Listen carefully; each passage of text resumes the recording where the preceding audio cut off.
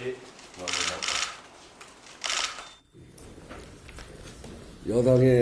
여당인 더불어민주당의 신임 원내대표로 선출된 한병도 원내대표님 축하합니다. 네, 감사합니다. 손준호 수석 부대표님도 축하합니다. 원내대표 보궐선거 선출이라는 특수한 상황 속에서 국회 다수당이자 여당의 원내대표라는 중책을 맡게 되어 그 어느 때보다 어깨가 무거우리라고 생각합니다. 한병도 원내대표님은 3선의 국회의원으로서 국회와 또 정부에서도 여러 아주 중요한 직책을 맡으셨었고 청와대 정무수석까지 역임하신 만큼 지금 어려운 상황을 잘 헤쳐나갈 거라고 생각합니다. 3선이라고는 하는데 2004년에 저랑 같이 입사한 동기입니다. 그 과정 동안 오랫동안 국회를 안 들어오시고 다른 일도 하시고 그러다가 들어오셔서 3선의 원내대표를 하시는데 제가 문재인 정부 첫 해 원내대표 할 때 그때 정무수석을 하셨는데 함께 손잡고 일하면서 서로를 잘 압니다. 오랜 관계이기도 하고 그래서 이 어려울 때 정말 일을 잘 풀어나가실 것을 믿어 의심치 않고 특히 얼마 전에 예결위원장을 하면서 5년 만에 법정 기한 내에 여야 간의 합의를 이루어진 것은 참 그 탁월한 역량이 한병도 원내대표를 입증하고 있는 것이다 이렇게 생각합니다. 한병도 신임 원내대표님 앞에 여러 가지 과제들이 산적해 있지만 국회의장은 한병도 원내대표와 자주 소통하면서 슬기롭게 국회 상황을 풀어나가려고 합니다. 제가 늘 이야기합니다만 여당은 국정에 책임감 있게 성과를 만들어내야 하고 야당은 명분을 얻는다는 자세로 임해야 국정 운영이 원만하게 이루어진다는 점을 강조하고 싶습니다.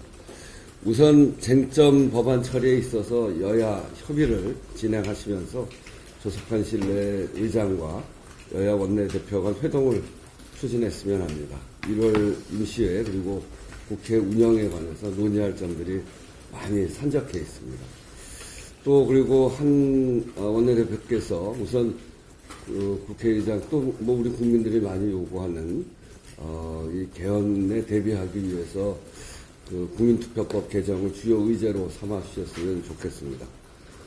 지금이야 그렇습니다만 윤석열 대통령 1심 재판이 끝나고 나면 개헌 논의가 본격화될 수 있다 이렇게 저는 생각합니다.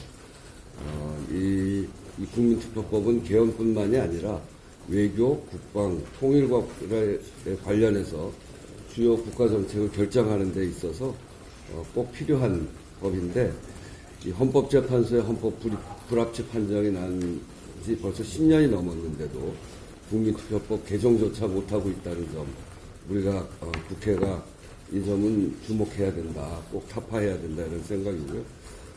특히 얼마 전에 중앙선거관리위원회가 지방선거와 개헌을 이 국민투표를 동시 실시하기 위해서는 시간이 많지 않다 이렇게 이야기를 해왔고요.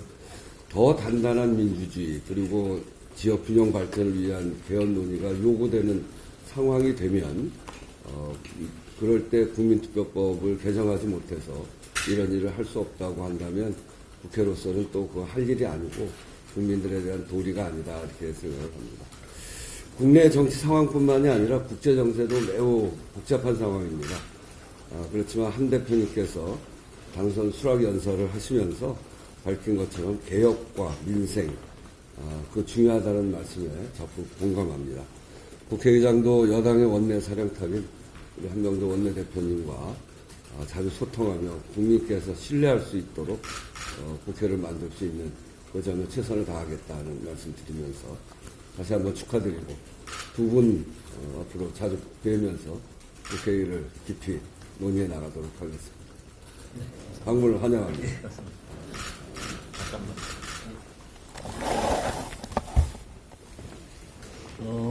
먼저 존경하는 우리 국회의장님 귀하신 말씀 너무 감사합니다. 저도 우리 의장님 하면 기억에 많이 남는 게 제가 청와대 정무수석으로 있을 때 그때 당시에 여당의 원내대표님이셨어요.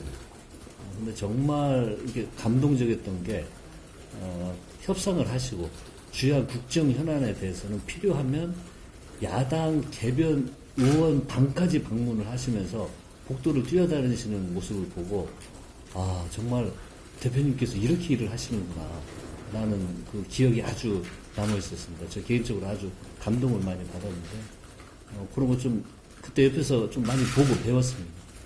그리고 일을 할 때는 또 원칙을 견지를 하시면서 협상을 할 때는 대표와도 협상하고 필요하면 개별 의원까지 설득하는 그런 열정이 당시에 국정 과제를 추진하는 가장 큰 동력이었고 큰 힘이 되었습니다. 그런 거 지금 잘 본받아서 제가 이제 원내 대표가 됐으니까 의장님 그때 하셨던 것처럼 야당과도 협의할 건 협의하고 특히 민생과 관련된 문제는 머리를 맞대도록 하겠습니다. 하지만 또 원칙적인 건 지금 저희들이 좀 내란을 종식을 하고 헌정 질서가 파괴되는 것을 정상화시키는 문제는 지금의 가장 중요한 시대 정신이라는 생각이 듭니다. 이 시대 정신을 반영을 해서 내란을 종식하는 특검법이라든지 또 이런 것들은 차질 없이 추진을 하도록 하겠습니다. 그리고 또 하나 드리고 싶은 말씀은 지금 필리버스터 관련해서 좀 한 말씀 드리고 싶은데 이게 이제 야당이 이 합법적 의사 당의 수단으로 활용되는 거 존중하고 당연히 있어야 됩니다.